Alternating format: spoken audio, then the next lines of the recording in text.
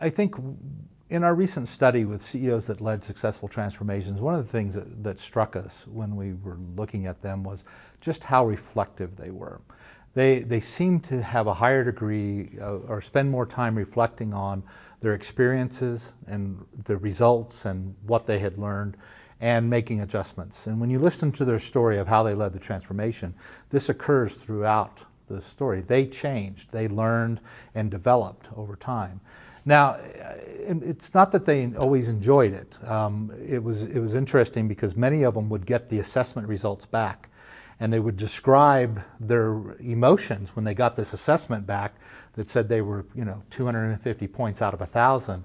And of course, the first thing they did was deny the validity of the assessment. This can't possibly be right. My business is making money. I can't be a 25%er.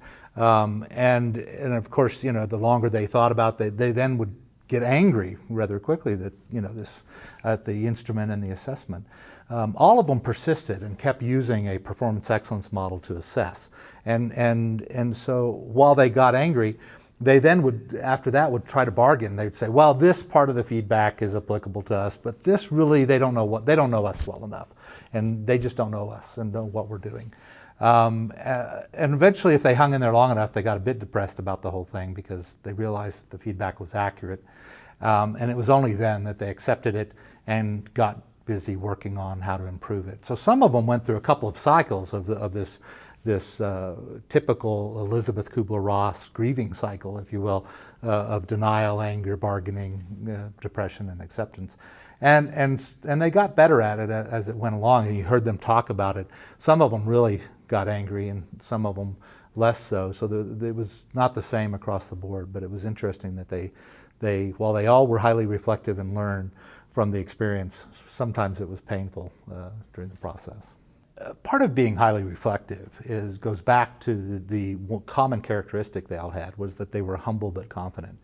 If you think you know everything, you're not inclined to learn very, very much. And so they all had a degree of humility, at least to the point where they didn't think they had all the answers, and were highly reflective in looking for the answers. When it comes to humble but confident, I was recently asked at a presentation by a CEO if he thought you would be able to recognize the CEOs in our study and the fact that they were humble and confident in a social setting.